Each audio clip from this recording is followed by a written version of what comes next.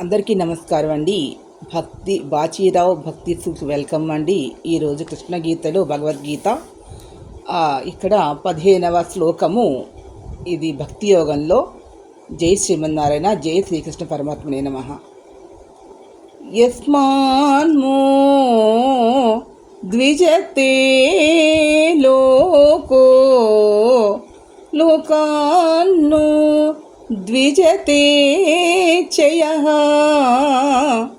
హర్షామర్ష్య భయోద్వేగైః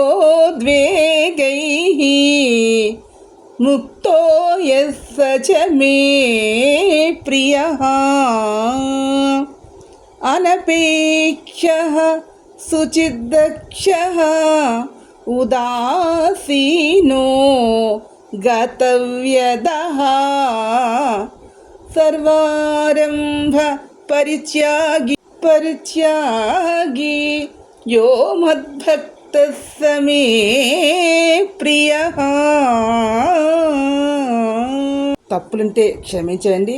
ఈ వీడియో మీకు నచ్చినట్లయితే ప్లీజ్ సబ్స్క్రైబ్ మై ఛానల్. మరిన్ని వీడియోల కోసం ప్రతిరోజు చూస్తూ ఉండండి బాచీరావు భక్తి ఛానల్.